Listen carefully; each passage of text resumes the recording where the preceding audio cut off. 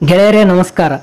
ಗೆಳೆಯರೇ, ತುಂಗಾಭದ್ರಾ ಜಲಾನಯನ ಪ್ರದೇಶದಲ್ಲಿ ಹಾಗೂ ಮಲೆನಾಡು ಜಿಲ್ಲೆಗಳಲ್ಲಿ ವ್ಯಾಪಕವಾಗಿ ಮುಂಗಾರು ಮಳೆ ಸುರಿಯುತ್ತಿದ್ದು, ಇದರಿಂದ ತುಂಗಾಭದ್ರಾ ನದಿಗೆ ನೀರಿನ ಹರಿವು ಕೂಡ ಏರಿಕೆಯಾಗಿದೆ.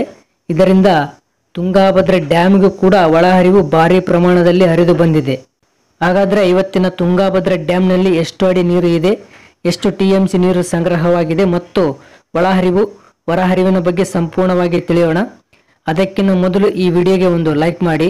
ಹಾಗೆ ತುಂಬ ಜನ ನಮ್ಮ ಚಾನಲ್ ಸಬ್ಸ್ಕ್ರೈಬ್ ಮಾಡದೆ ವಿಡಿಯೋಸ್ ನೋಡ್ತಿದ್ರೆ ದಯವಿಟ್ಟು ನಮ್ಮ ಚಾನಲ್ ಸಬ್ಸ್ಕ್ರೈಬ್ ಮಾಡಿ. ಹಾಗೆ ಪಕ್ಕದಲ್ಲಿರುವ ಬೆಲ್ ಐಕನ್ ಪ್ರೆಸ್ ಮಾಡಿ. ಈ ವಿಡಿಯೋ ಹೆಚ್ಚು ರೈತರಿಗೆ ಶೇರ್ ಮಾಡಿ.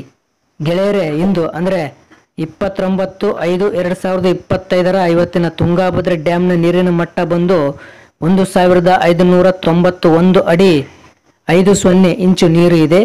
ಇನ್ನು ತುಂಗಾಭದ್ರಾ ಡ್ಯಾಮ್ನ ಗರಿಷ್ಠ ನೀರಿನ ಮಟ್ಟ ಬಂದು 1633 ಅಡಿ ಇರೋದು. ಇನ್ನು ಇಂದು ತುಂಗಾಭದ್ರಾ ಡ್ಯಾಮ್ನಲ್ಲಿ 12.33 TMC ನೀರು ಸಂಗ್ರಹವಾಗಿದೆ.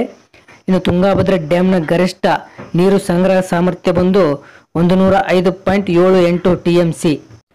ಸೊ ಇನ್ನು ಇವತ್ತಿನ ಇನ್ಫ್ಲೋ ಅಂದರೆ ಒಳಹರಿವಿನ ವಿಷಯಕ್ಕೆ ಬರೋದಾದರೆ, ಇಂದು 7799 ಕ್ಯೂಸೆಕ್ ನೀರು ಒಳಹರಿವು ಆಗ್ತಾ ಇದೆ. ಸೊ ಇನ್ನು ಇವತ್ತಿನ ಹೊರಹರಿವಿನ ವಿಷಯಕ್ಕೆ ಬರೋದಾದರೆ, ಇಂದು 188 ಕ್ಯೂಸೆಕ್ ನೀರು ಹೊರಹರಿವು ಆಗ್ತಾ ಇದೆ.